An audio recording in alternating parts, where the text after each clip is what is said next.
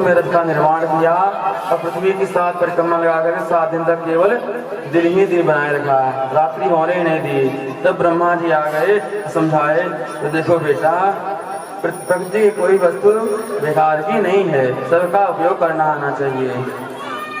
ऐसा कोई अक्षर नहीं है जिससे कोई न कोई मंत्र न बनता हो, ऐसी कोई घास नहीं जिससे कोई न कोई औषधि न बनती हो।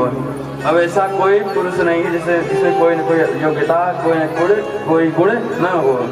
बस इन तीनों को खोजने वाला दुर्लभ होता है। तब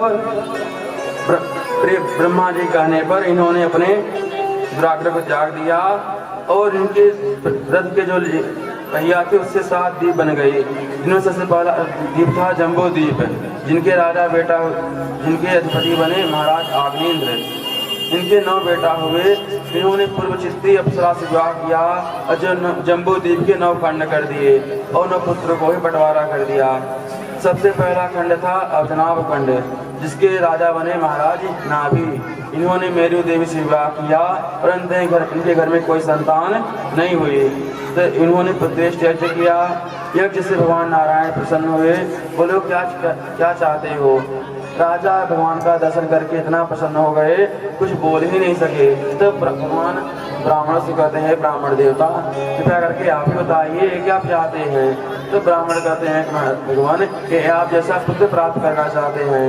भगवान बोले तथास्तु, आपने इसी निमित्त से यज्ञ किया है, मैं इनका पुत्र बनने के लिए तैयार हूँ। और भगवान ने ही मेरू देवी गर्भ से ऋषभ रूप में प्रकट हुए। बोल ऋषभ भगवान की जय। बड़े प्रतापी राजा हुए। इन्होंने इनकी कीर्ति को देख करके देवराज इंद्र को स्पृहा होने लगी। इन्होंने उनके राज्य में पानी बरसाना ही बंद कर दिए। तो ऋषभ देव जी ने अपने योग बल के प्रभाव से अपने राज्य में स्वयं बरसात कर लेते हैं। इस घटना से इंद्र लज्जित हो गए। उन्होंने अपने पुत्री जयंती का विवाह ऋषभ देव जी के साथ संपन्न कर दिया। इंद्र पुत्री जयंती से विवाह करके ऋषभ जी ने 100 पुत्रों को जन्म दिया। उनमें से सबसे बड़े पुत्र थे भरत, जिनके नाम से शेषनाग खंड का नाम पड़ा भारतवर्ष। बोल भारतवर्ष की जय, भारत माता की जय। आसीद्येनदं वर्षम भागवती व्यपतिसन्ति। एक दिन ऋषभ देव जी अपने समस्त पुत्रों को बैठा करके बड़ा ही दिव्य उपदेश देते हैं और कहते हैं, बेटा देखो संसार में 2 ही आनंद हैं, एक ब्रह्मानंद, दूसरा विषयानंद। ब्रह्मानंद, विषयानंद आपको अनेक शरीरों में मिल सकता है, अनेक योनियों में मिल सकता है, परंतु ब्रह्मानंद अगर प्राप्त करना चाहते हो उसके लिए उत्तम शरीर कौन है? मानव शरीर, क्योंकि मानव शरीर के द्वारा ही इस भगवान को प्राप्त किया जा सकता है, जान सकते हैं। तो देखो, अगर तुम मोक्ष को प्राप्त करना चाहते हो तो इसके चाबी हैं भगवान के भक्त, भगवान के संत, भगवान के परम वैष्णव। अगर नरगामी बनना चाहते हो इसके चाबी है स्त्री लंपट पुरुष। अब तुम्हें निर्णय करना है तुम्हें कहाँ जाना है। उनके उपदेश को भरत जी मान लिए और उन्होंने अपने पुत्र सुमति को रक्षा का भार सौंप, राज का भार सौंप करके वन में चले गए। वन में जाकर के प्रहास्य में रहते हुए तपस्या करने लगे। एक दिन भगवान सूर्य को जल दे रहे थे। उसी समय क्या हुआ, एक गंडकी नदी किनारे जल दे रहे थे। वहीं पर एक गर्भवती मृगी आई जल पीने के लिए। उसी समय किसी शेर की गर्जने की आवाज सुनाई दी, तो जो गर्भवती मृगी थी वो भागने चाही और जल में गिर गई और जल में उसका बालक था वो जल में प्रकट हो गया, जन्म ले लिया। मृगी बेचारी मर गई और बच्चा जल में गिर गया। भरत जी महाराज ये दृश्य देख रहे थे और उन्होंने सोचा कि अगर मैंने अभी कुछ नहीं किया तो मेरे का बच्चा भी मर जाएगा। उसको तुरंत छलांग मार करके जल से बाहर ले आ लिए। अब बोले राधे राधे राधे ही राधे। अब गया काम आपका यही पूरा हो गया। भाई बच्चा पानी में गिरा, वो आपने जल से बाहर कर दिया। अब उस बच्चे को घर ले आए, आश्रम में ले आए, सुंदर उसको भोजन कराते हैं, सुंदर घास खिलाते हैं, उसकी सेवा करते हैं। तो जो भरत जी का मन पहले भगवान में लगा था वो भगवान से हट करके मृग के बच्चे में अटक गया। स्थिति आई, एक दिन वही मृग का बच्चा जो था वो सजाती मृगों के झुंड में चला गया छोड़ करके भरत जी को। अब भरत जी महाराज चारों तरफ पूछते हैं, नदी से पूछते हैं, देवी सरिता आप ही बताइए मृग का बच्चा कहाँ है। भगवान सूर्य नारायण से पूछते हैं तो मृग के प्रेम में दीवाने भरत अंतगत अपने शरीर को ही त्याग दिए। और शास्त्रों का नियम है अंते यामति सागति, अंतिम क्षण में आप जिसका स्मरण करोगे अगले जन्म का कारण भी वही बनेगा।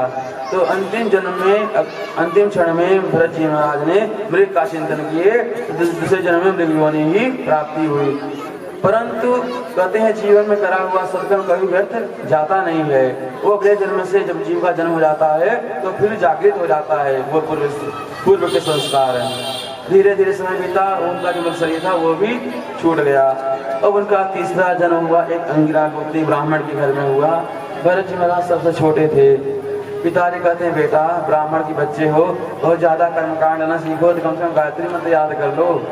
परंतु भरत जी महाराज इसको याद करते ही नहीं है। जब पिताजी कुछ ज्यादा बल देने लगे तब एक दिन याद करने बैठे, पिताजी कहते हैं 100 बार पाठ किए। बोले बेटा मंत्र याद हो गया। भरत जी महाराज का क्या करते हैं, ओम कहने के बाद कुछ भी घूर घूर करके बोल देते हैं, याद करते ही नहीं है। अंत में पिताजी समझ गए इसको याद कराना बहुत कठिन है, और पिताजी ही नाम रख दिए जड़। इसकी बुद्धि तो जड़ हो गई है, उनका नाम पड़ गया जड़ भरत है। अब भरत जी महाराज प्रसन्न हो गए, बोले जब हम पागल हो गए तो हमसे कोई विवाह करने वाला नहीं है, क्योंकि जब तक हम संसार के काम के रहेंगे, संसारी लोग बड़े स्वार्थी हैं। जब तक हमसे इनका कुछ स्वार्थ सिद्ध होता रहेगा तब तक हमसे हमारे पीछे पड़े रहेंगे। परंतु जब पागल की मोहर लग गई है तो कोई विवाह करने वाला है ही नहीं, कोई विवाह ही नहीं करेगा। जब धीरे धीरे पिताजी की मृत्यु हो गई तब भाई को कोई कष्ट नहीं था, परंतु भाइयों को बड़ा कष्ट होने लगा कि देखो हम अपने स्वामी को बादाम के हलवा तो खिलाते रहते हैं, फिर भी 1.5 हड्डी के अलग चमक रहे हैं, और इसको देखो सूखे सूखे टिक्कर खाता है, फिर एकदम सांड जैसा हो गया है। तो भाइयों ने शिकायत कर दी भरत जी की। बोले देखो जो तुम्हारा छोटा भाई है कुछ काम करता नहीं, बस खाया खेत पड़ा रहता है। तो बड़े भाइयों ने कहा देख भाई भरत, अगर घर में भोजन करता है तो काम भी किया कर। बोले क्या करूं? बोले क्या करना है, चैत्र का महीना चल रहा है, इसमें बहुत फसल कट रही हैं, चलकर खेत खलिहान में चल करके फसल काटो और फसलों की रखवाली करना। भाइयों ने कहा कि यहाँ पे खेत में गड्ढा खोदना। अब भरत जी महाराज खोदते खोदते बहुत बड़ा गड्ढा बना दिए। भाइयों ने कहा अरे मूर्ख इतना बड़ा गड्ढा बना दिया, अब हम लोग इसी गड्ढे में गिर के मर जाएंगे। उल्टा काम करने लगते हैं। भाई कहते कि खेत को देखते रहना, फसल को कोई खाने न पाए। तो छोटे छोटे पक्षी आकर खेत को चुग जाते हैं। भरत जी महाराज देखते रहे। जब भाई आए क्या देखते कि सारा खलिहान खराब कर गए हैं, खा लिए हैं। बोले अरे भरत तेरी बुद्धि मारी गई है क्या? मैंने तुम्हारे फसलों को देखने के लिए कहा था। भरत जी कहते हैं भैया मैं वही तो कर रहा था, फसलों को ही देख रहा था। अंत में भाइयों ने भी उनसे पीछा छुड़ा दिए। उनकी खटिया जो थी वो उनकी जो खाट थी वो खलिहान में डाल दिए। तो भरत जी महाराज वहीं पड़े रहते थे। एक दिन एक डकैतों का सरदार नरबली के लिए आया। उसने भद्रकाली के मन जाके बोला माँ अगर मेरे घर में बेटा हो जाएगा तो मैं एक नर बलि दूंगा। संयोग से उसको बेटा हो गया। तो क्या हुआ कि वो जो डकैत का सरदार था वो कहता है कि भाई जाओ किसी मनुष्य को ढूंढ कर लाओ, उसकी बलि देनी है। और तो कोई मिले नहीं, खेतों पड़े हुए महाराज ही मिल गए। अब सैनिक पकड़ आए, दौड़ते हुए आए और भरत जी महाराज को पकड़ करके माता के मंदिर में ले गए। भरत जी को कोई भय नहीं है, वो सीधे चले गए। सुंदर स्नान कराए, सुंदर वस्त्र पहनाए, सुंदर आभूषण पहनाए, सुंदर सुंदर भोजन करवाए, चंदन लगाए। बलि की जो विधियां होती हैं उन समय विधियों को संपादित कर दिए। और जब अंतिम गला काटने वाली विधि आई कहते हैं चलो बाबा करो दंडवत। भरत जी महाराज ने कोई रोक टोक नहीं, किसी प्रकार कोई विरोध नहीं किए, कोई भय नहीं है। वो जैसे पैसे पहले चल रहे थे वैसे अब चल रहे हैं। भरत जी महाराज ने तुरंत भद्रकाली के चरणों में सर झुका लिए। परंतु भद्रकाली ने देखा कि एक ज्ञानी पुरुष हमारे चरणों में सर झुकाया है। अब एक अज्ञानी लोग एक ज्ञानी की हत्या करना चाहते हैं। उतने में जो ही डकैतों ने भरत जी पर खड़कर प्रहार करना चाहा, सहसो चटाट सयो देवी भद्रकाली। तुरंत भद्रकाली मैया प्रकट हो गई। वो दुर्गा मैया की, भद्रकाली मैया की जय।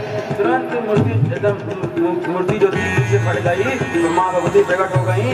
जितने भी डकैत खड़े थे उनके तलवार को छीन करके सबके सिर को धड़ से अलग कर दिया।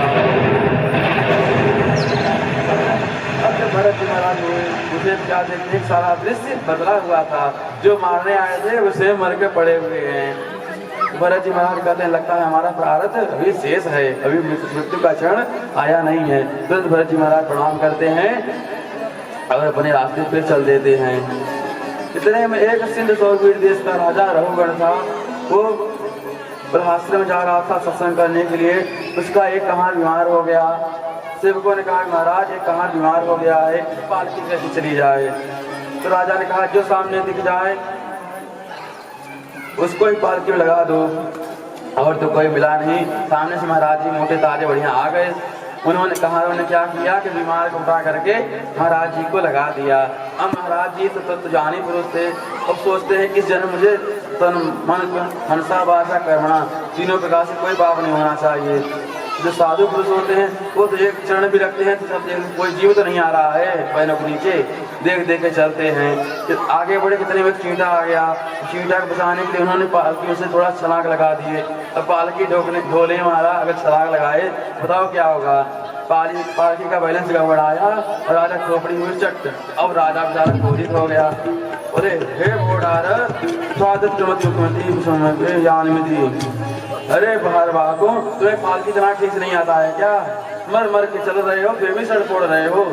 तब सेवक कहते अयम अधिनव नियुक्तोपि न दुतम बनते। अरे महाराज अभी अभी मैंने जिस रूट को लगाया है ये धीरे धीरे चल रहा है, सिर्फ ये गड़बड़ कर रहा है, हमने आपकी पालकी को डगमग नहीं किया है। तब राजा धीरे से पालकी में से झांक कर देखता है। वो कहता है ओहो कितने डेढ़ हड्डी के महात्मा हैं, नस नस दिख रही है, बेचारा कब से मेरा बाहर ढो रहा है, बहुत इसको बहुत कष्ट है। पर भरत जी महाराज कुछ नहीं बोल रहे हैं। अब और अभ्यास करने लगा। अंत में भरत जी ने बोले कुछ भी हो भगवान का भक्त है, सत्संग करने के लिए जा रहा है। और कहते हैं कि अगर मुझे इसके बोलने का कोई प्रभाव नहीं पड़ता, परंतु जो मेरी निंदा कर रहा है संत निंदा करने का जरूर नरकगामी होगा। अब संत जिसके बाहर को अपने कंधे पर उठा लें फिर भी वो नरक में जाए तो संत को बदनामी नहीं होगी। इसलिए आज भरत जी महाराज बोल पड़े और कहते हैं संत भगवान के भक्त तब बोलते हैं जब उन्हें सामने कोई उत्तम पात्र दिखाई देता है। तो भगवान का भरत जी कहते हैं अरे राजन तुम किसको दंड देने की बात कर रहे हो? न मैं मरता हूँ, न मैं जन्म लेता हूँ, न मैं मोटा हूँ, न पतला हूँ, न मैं लंबा होता हूँ, न मैं छोटा होता हूँ, न मुझे सुख दुख द्वंद्व प्रभावित करते हैं। कैसे? तब राज ना हम वयोदितं यत्र विप्लब्धं वयोदितं यत्तमपि प्रलब्धं भरतं समस्या यदि वीरभार गन्तो यदि स्यादधिगम्यमध्वा पिबेत रासो न विदां प्रवादः। अरे जन्म लेना, छोटा बड़ा होना, मोटा पतला होना ये तो शरीर के धर्म है, आत्मा का धर्म थोड़ी है। अरे आत्मा तो आकाशवत है, जैसे कोई आकाश को जला नहीं सकता, डुबा नहीं सकता, काट नहीं सकता, वैसे भी आत्मा है। तब यहाँ पर रघुगण करता है महाराज मैं किसी से नहीं डरता है। एक बार अगर देवराज इंद्र बच्चे लेकर के आ जाए तो उनके बच्चे से भी नहीं डरता, ब्रह्मा जी के ब्रह्मदंड से भी नहीं डरता, मैं भगवान नारायण के चक्र से भी नहीं डरता, जितना कि मैं ब्राह्मणों के अपमान से डरता हूँ। तब भरत जी मुस्कुराते हुए बोलते हैं भैया हैं तो हम भी ब्राह्मण पर खतरनाक वाले ब्राह्मण नहीं है, डरने कोई बात नहीं है। तब यह भगवान भरत जी से तर्क कहता है महाराज जैसे मैंने चावल लिया, चावल लेकर के मैंने पहले अग्नि जलाई, फिर बटलोही रख दिया, फिर पानी डाल दिया, फिर चावल डाल दिया, तो क्या होगा?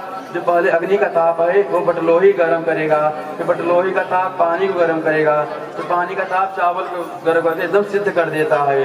ठीक इसी प्रकार से प्रभु जब शरीर को कष्ट होता है तो मन को कष्ट होता है, मन को कष्ट होता है तो इंद्रियों को कष्ट होता है, जब इंद्रियों को कष्ट होता है तो मन में रहने वाला जो आत्मा है क्या उसको कष्ट नहीं होता? जब यह तर्क दिया तब जड़भरत जी कहते हैं रघुगण हो तो तुम महामूर्ख परंतु विद्वानों में बैठ करके तत्व की बातें करना बहुत अच्छी तरह से सीख गए हो। अरे राजन तुमने जो भी दृष्टांत दिए हैं वो सावयव पदार्थ हैं, इनको आप देख सकते हो, छू सकते हो, अब हटा रहे हो निरवयव पदार्थ से उचित नहीं है। अंत में भरत जी महाराज बहुत समझाते हैं और कहते हैं अरे राजन, तुम तो केवल सिंधु सौवीर देश के राजा हो, परंतु हमें देखो, हम तो चक्रवर्ती सम्राट भरत थे, संपूर्ण पृथ्वी के एकमात्र हम ही राजा थे, परंतु एक मृत्यु के कारण मुझे 3 जन्म लेना पड़ा। इसीलिए बिना महत्पाद अभिषेक, जब तक भगवान के भक्तों का सानिध्य प्राप्त नहीं होंगे तब तक कल्याण होने वाला नहीं है। बोल भक्त वत्सल भगवान की जय।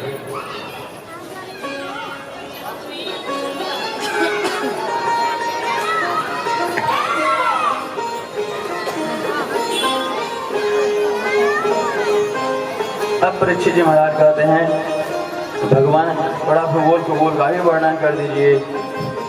परीक्षित सुखदेव जी कहते हैं राजन, 7 लोग पृथ्वी से नीचे हैं, अतल वितल सुतल तलातल महातल रसातल और पाताल, और 7 लोग पृथ्वी से ऊपर हैं, भू भुव स्व मह जन तप और सत्य।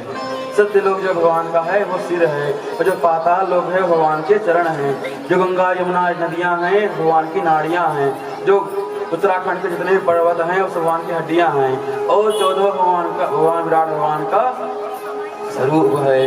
तो कहते हैं कि अन्य जो लोग हैं वो केवल कर्म भोग भूमि है, परंतु जो भारतवर्ष है वो भोग भूमि है, इसलिए भगवान को भी भारतीय कहा जाता है।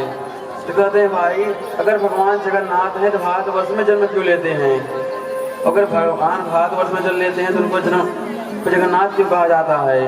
तो कहते हैं भाई, सारा जो ब्रह्मांड है, जो 14 लोग हैं वो भगवान का शरीर है, और जो भारतवर्ष है वो भगवान का हृदय है। और भारतवर्ष में भी जब तक धर्म की धड़कन धड़कती रहेगी तब तक सारा विश्व कल्याण में रहेगा। और भक्तवत्सल भगवान की जय। अंतिम परीक्षित कहते हैं महाराज, मैंने सुना है कि जो पापी बहुत पाप कर्म करते हैं उनको नरक में जाना पड़ता है, तो नरक कहाँ है? तब सुखदेव जी कहते हैं कि पृथ्वी से 99,000 योजन नीचे संयमनी पुरी है, वहाँ पे मुख्य रूप से 28 नरक हैं। तामिस्र अन्नतामिस्र रौरव महारौरव कुंभीपात अस्पत्रवण लाला मुसूकर सप्त स्वर में ये सब नरकों के नाम हैं। तत्र यस्तु पिरवितापत्र तवण भरति काल पास बद्धो एवं पुरुषेत भयान के अंतम से नरके द्वारा निपाते। जो प्राणी पर संपदा का हरण कर लेते हैं, पर स्त्री का हरण कर लेता है, बच्चों का हरण कर लेता है, यमदूत उसको तामिस्र नामक नरक में ले आकर के पटक देते हैं।